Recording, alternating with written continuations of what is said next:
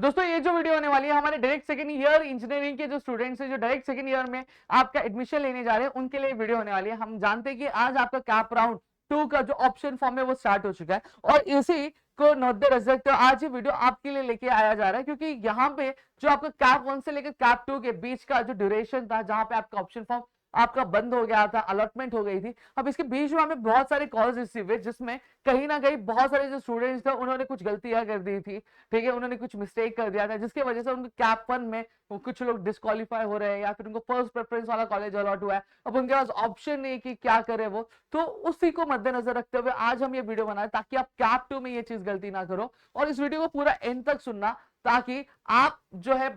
वो गलती ना दोहराओ जो बाकियों ने क्या गलती की है। ठीक है, तो चलिए एक एक करके यहाँ पे चीजों के बारे में मैं आपको बताना चालू करूं। तो सबसे पहली चीज जो सबसे बड़ी गलती होती है वो यह होता है कि कॉलेज सिलेक्ट करते टाइम उन्होंने ऐसे कॉलेज को फर्स्ट प्रेफरेंस दे दिया जिस कॉलेज में उनको कभी एडमिशन चाहिए ही नहीं। ठीक है, उन्होंने सोचा ही नहीं है कि मुझे इस कॉलेज में एडमिशन चाहिए, मुझे इस कॉलेज में एडमिशन लेना है और उस कॉलेज को उन्होंने क्या फर्स्ट प्रेफरेंस पे सिलेक्ट कर दिया। अब दिक्कत क्या होती है जब कैप का अलॉटमेंट आता है, तो आप सभी को मैं रूल के बारे में बता दूं कि रूल ये होता है कि अगर फर्स्ट प्रेफरेंस वाला आपका प्रेफरेंस वाला अगर आपको कॉलेज अलॉट होता है तो आपके पास कोई भी ऑप्शन नहीं होता है, ये जो होता है ये ऑटो फ्रीज हो जाता है और आप ऑटोमेटिकली क्या हो जाती है आपकी सीट यहाँ पे बुक हो जाती है। अब अगर इन केस अगर आप इस कॉलेज में जो स्टिपुलेटेड टाइम रहता है उसमें जाकर अगर इस कॉलेज में आप एडमिशन नहीं लेते आप सीधा सीधा जो होते हैं कैप राउंड से बाहर हो जाते हैं, यानी क्या हो जाता है कैप राउंड से सीधा सीधा डिस्क्वालीफाई हो जाते हो और आपके पास कोई भी ऑप्शन नहीं बचता है। ठीक है, हाँ आपके पास ऑप्शन नहीं फिर ये बचता है कि आप मैनेजमेंट कोटा से जाओ या फिर यहाँ तरीके से जाओ,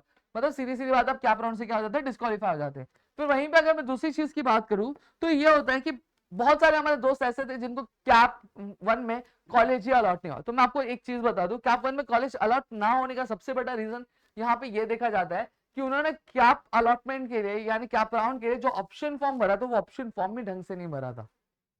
अब मैं आपको एक चीज बताता हूँ, देखो ऑप्शन फॉर्म आपको भरना कैसे सबसे पहले यहाँ पे ध्यान दे दो, फिर एक बार बता दे रहे हैं। ऑलरेडी प्रदीप सर ने आपको कई बार इन चीजों के बारे में बताया हुआ है लेकिन मैं फिर आपको एक बार बता दूं कि जैसे फॉर एग्जांपल आपका जो परसेंट है वो 85% है। ठीक है, अब 85% पे अगर आप ऐसा कॉलेज चूज करो जिसका जो कट ऑफ है वो 98% है तो बट ऑब्वियस सी बात है लगने के जो चांसेस होंगे वो आपके बहुत ज्यादा कम होंगे। समझ में आ रहा है? तो आपको कैसा कॉलेज चूज करना है, आपको एक ऐसा कॉलेज चूज करना है जिसका जो कट ऑफ, ऐसे कॉलेज को चूज करना है जिसका जो कट ऑफ है 80% से आपके 90% के बीच में। अगर आपका कॉलेज का जो कट आपका जो कट ऑफ है वो आपका जो परसेंट है वो 85% है। ठीक है, अब इन कॉलेजेस की आपके पास क्या पूरी एक लिस्ट तैयार हो जाएगी, लिस्ट ऑलरेडी आपको कट ऑफ की आपको साइट पे मिल जाएगी सीईटी के। ठीक है, तो वहां से आप कर सकते हो, तो आपके पास पूरा ऐसा पूरा का लिस्ट आ जाएगा। अब उन कॉलेजेस में आपको देखना है, उन कॉलेजेस में आपको ये समझना है कि अब इन कॉलेज में से मेरे लिए कौन सा बेटर होगा। अब उसको आपको कैसे आप एनालाइज करोगे, आप एनालाइज करो आप जैसे उसकी फीस स्ट्रक्चर क्या होगी, आपके घर से आप इसका डिस्टेंस क्या होगा, अगर आप हॉस्टल ले पा रहे हो तो वो अच्छी बात है। फिर बाकी सारे जो एस्पेक्ट्स होते हैं आपके, वो सारी चीजों को एनालाइज करने के बाद अब आपके पास क्या आ जाएगा, आपके पास एक फिल्टर होकर लिस्ट क्या तैयार हो जाएगी कि भैया मुझे इन इन इन कॉलेजेस में एडमिशन क्या लेना है। अब ये जो लिस्ट तैयार हुई आपके पास फिल्टर हो गए, अब इस कॉलेज में से आपको डिसाइड करना है कि भैया मुझे कौन से कॉलेज को पहला प्रेफरेंस देना है, कौन से कॉलेज को दूसरा, कौन से कॉलेज को तीसरा, कौन से कॉलेज को चौथा, ऐसे करके आपको प्रेफरेंस का डिसाइड क्या करना पड़ेगा। अब यहाँ पे एक चीज और मैं बता देना चाहता हूँ कि प्रेफरेंस डिसाइड करते टाइम ये जो पहला प्रेफरेंस है उसे बहुत ही बारीकी से चुनना। क्यों बोल रहा हूँ, क्योंकि मैंने अभी थोड़ी देर पहले बताया कि अगर ये कॉलेज अलॉट हुआ तो ये सीट ऑटो फ्रीज हो जाती है और स्टूडेंट्स के पास अगर इनको नहीं एक्सेप्ट करना है तो उनके पास कोई भी ऑप्शन नहीं बचता है कि वो क्या कर सकते हैं, उसको स्विच क्या कर सकते हैं। नहीं, अगर एडमिशन नहीं ले रहे तो डायरेक्टली वो क्या हो जाएंगे, कैप राउंड से डिस्क्वालीफाई हो जाएंगे। यह चीज क्लियर होगी। अब करे तो करे क्या, तो आप इस चीज के लिए क्या कर सकते हो, इस चीज के बचने के what you can do is कि आप सीधा सीधा जाओ कि आप फर्स्ट प्रेफरेंस पे एक ऐसा कॉलेज भर दो जिसका जो कट ऑफ है आपके मार्क्स से बहुत ज्यादा है, जहां पे आप सपने में भी नहीं सोच सकते हो कि उस कॉलेज में आपको क्या एडमिशन क्या थोड़ा मिल सके या फिर मिलने के चांसेस भी है। ठीक है, जैसे आपका आप कट ऑफ 85% है आपका, सॉरी आपका जो परसेंट है वो 85% है और उस कॉलेज का कट ऑफ है 98 99 99 point something something cut off है, तो उस कॉलेज में आपको एडमिशन मिलना ना के बराबर की पॉसिबिलिटी है। तो उस कॉलेज में आप क्या कर दो, उसको फर्स्ट प्रेफरेंस दे दो। ठीक है, आप फर्स्ट प्रेफरेंस दे दोगे तो इससे ये होगा कि वो कॉलेज अलॉट नहीं होगा। अब अगर आपको कैप 2 में अगर कॉलेज कोई अलॉट भी होता है तो वो क्या होगा, अदर देन फर्स्ट प्रेफरेंस, यानी फर्स्ट प्रेफरेंस के अलावा कोई ही कॉलेज अलॉट होगा अगर अलॉट होगा तो। सही बात है। अब अगर आपको माइंड चेंज करते हो, आप माइंड स्विच करते हो, या फिर आप एक चांस और लेना चाहते हो खुद को कि भैया मैं एक बार ये वाले कॉलेज में ट्राई कर लेता हूँ, तो आपके पास ऑप्शन बच जाता है कि आप बेटरमेंट के लिए जा सकते हो।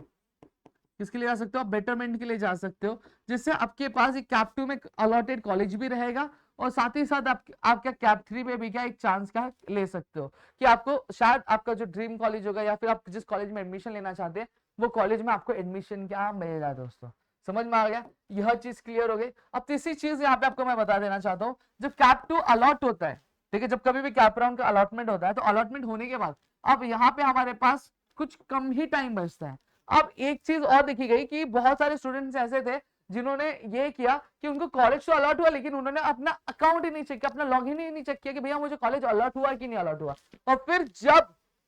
वो क्या कर रहे हैं, अब बाकी चीजें चेक करने जा रहे हैं तो उनको पता चल रहा है कि भाई मुझे तो कॉलेज अलॉट हुआ था लेकिन मैंने एक्सेप्ट ही नहीं किया,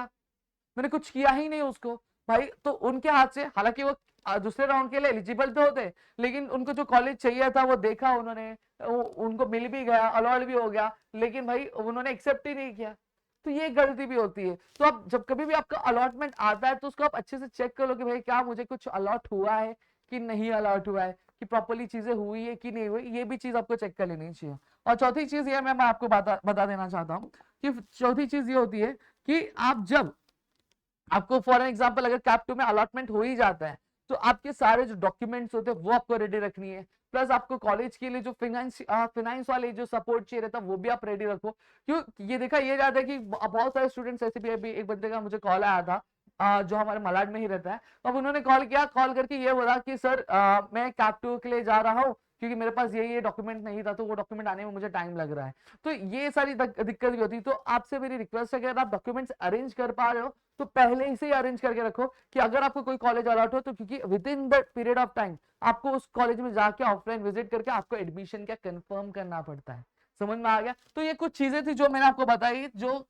हमारे बहुत सारे दोस्तों ने बहुत सारी गलतियां की जिनकी वजह से कहीं ना कहीं अलॉटेड कॉलेज भी उनसे छूट गया या फिर कॉलेज अलॉट ही नहीं हुआ है। ठीक है, तो ये चीज आप थोड़ा सा डिसाइड कर लो और साथ ही साथ आप सीट मैट्रिक्स भी एक बार चेक कर लेना कि कैप